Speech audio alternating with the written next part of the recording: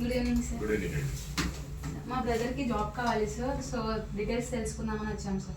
ఏ country పంపిద్దాం అనుకుంటున్నారు? Abroad sir. Abroad అంటే జార్జియా లైక్ ఇట్లా యూరోప్ అటు సైడ్ వెళ్ళాలి. Europe countries. Yeah sir. Europe లో మేము ప్రస్తుతానికి క్రొయేషియా, పోలాండ్, జార్జియా కంట్రీస్ లో ఇస్తున్నాము. మీరు ఎక్కడ ఎక్స్పెక్ట్ చేస్తున్నారు? Georgia sir. Georgia. Yeah sir. జార్జియాకి మినిమం క్వాలిఫికేషన్ మనకి 10th పాస్ ఆర్ కానీ inter fail or degree pass or fail కానీ వాళ్ళు సరిపోతుంది. వాళ్ళకి ఒక గుడ్ కమ్యూనికేషన్ వచ్చి ఉండాలి. అంటే ఇంగ్లీష్లో వాళ్ళు బాగా మాట్లాడగలిగి స్పెల్లింగ్ మిస్టేక్స్ రాకుండా, మనం ఎలాగైతే ప్రస్తుతం ఇండియాలో స్విగ్గీ జొమాటో నడుస్తుందో ఆన్ ది సేమ్ ప్రాసెస్లోనే మనము జార్జియాలో కూడా bike delivery boys, car delivery candidate డ్రైవర్స్ని కూడా ఇస్తున్నాము. దాంట్లో బేసిక్గా మనకి గూగుల్ మ్యాప్ చూడగలిగి అడ్రస్ని ఫైండ్ అవుట్ చేసుకొని ఇన్ టైంలో డెలివరీ ఇచ్చేటట్టుగా ఉండే వాళ్ళు ఎవరైనా ఉద్యోగానికి సరిపోతారు. Okay sir. ఎన్ని డేస్ ప్రాసెస్ అవ్వచ్చు సార్ ఇది? మా దగ్గర ఫస్ట్ మేము క్యాండిడేట్కి పీసీసీ ఒకటి అప్లై చేపిస్తున్నామండి. మా దగ్గరకు వచ్చి ముందు క్లియర్ కట్గా అన్ని మాట్లాడుకున్న తర్వాత ఓకే మేము వెళ్తాము, మాకు అంతా బాగుంది అని అనుకుంటే మేము ప్రాసెస్ స్టార్ట్ చేస్తున్నాం. మొదటగా మేము లోకల్ పీసీసీ తీసుకుంటున్నాం. ఎందుకు అని అంటే లోకల్ పీసీసీలో అతని మీద కానీ ఏదైనా కేసెస్ ఉన్నాయా వాటిని ఫైండ్ అవుట్ చేసుకుంటున్నాము. చేసుకున్న తర్వాత క్యాండిడేట్లని మేము నెక్స్ట్ ప్రాసెస్కి పంపిస్తాము. ముందుగా మాకు ఇందులో డిఫరెంట్ టైప్ ఆఫ్ వీసాస్ ఉన్నాయి. ఆ క్యాండిడేట్ దేనికి సెట్ అవుతాడు, ఏ వీసా టైప్కి అయితే ఆయన బాగా సూట్ అవుతాడో దాన్ని చూసుకున్న తర్వాత మేము ప్రాసెస్ స్టార్ట్ చేస్తాం.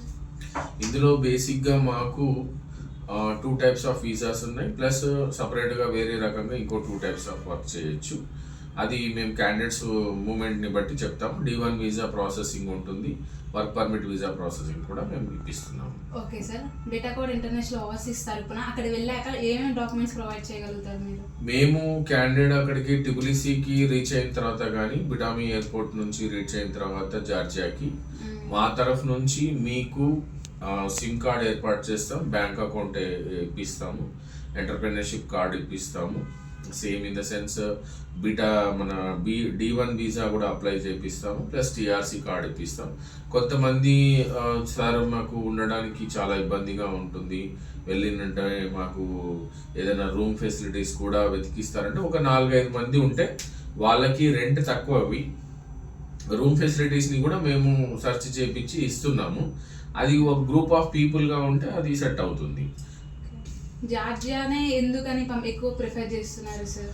జార్జియా యూరోపియన్ కంట్రీలో సగం ఉంది, ఇప్పుడు ప్రస్తుతానికి ఏషియన్ కంట్రీలో సగం ఉంది, half of part. So mostly people Georgians ఇప్పుడు యూరోపియన్ కంట్రీలో మమ్మల్ని యాడ్ చేయమని చెప్తున్నారు. Plus this is the safest country, crime rate కూడా చాలా తక్కువగా ఉంది. ప్లస్ మన వెళ్ళిన క్యాండిడేట్స్ మంచి ఎర్న్ చేసుకుంటున్నారు. వాళ్ళు 80,000 నుంచి మినిమం ఒక 150 వరకు maximum Indian countries international overseas తరపున ఎంతమంది వెళ్ళారు సార్ జార్జియా? ఇప్పటి వరకు బీటా కోడ్ ఇంటర్నేషనల్ తరఫు నుంచి అయితే పర్ఫెక్ట్ గా లాంచ్ అయిపోయి ఒక 5 members జాబ్ చేసుకుంటున్నారు. ఇంకొక 5 members ని మేము యాడ్ చేస్తున్నాం. ఈ సంఖ్య ఇంకా భవిష్యత్తులో పెరిగే అవకాశాలు ఎక్కువగా ఉన్నాయి.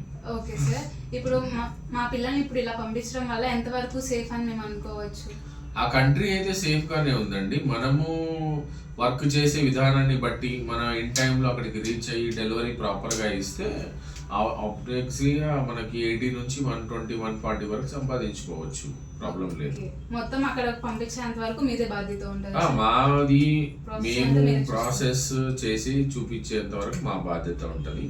అది కూడా ముందే మేము ఇంటర్వ్యూలో ఇక్కడ స్క్రూటనింగ్ చేసినప్పుడు ఆ అబ్బాయి సూటబుల్గా ఉన్నాడు అంటేనే పంపిస్తాము, లేదంటే అక్కడ పంపించి మాకు ఇంగ్లీష్ కమ్యూనికేషన్ లేకపోతే పంపించడం కష్టం అవుతుంది. ఓకే. మినిమం క్వాలిఫికేషన్ ఏమున్నది సార్? మినిమం ఇంతకుముందు చెప్పినట్టుగానే మీరు 10th pass, fail, inter pass or fail, degree pass. Communication 100-200% ఉంటే మీరు కమ్యూనికేషన్ ఇంపార్టెంట్. అది ఇంపార్టెంట్. కమ్యూనికేషన్ లేకపోతే మనం ఏం చేయలేము. ఓకే. మీ యొక్క ఎక్స్ప్లెనేషన్ నాకు బాగా నచ్చింది. సో రేపు మా బ్రదర్ని తీసుకుని వచ్చి ప్రాసెస్ స్టార్ట్ చేయించుకుంటాం. థ్యాంక్ యూ అండి. Thank you sir.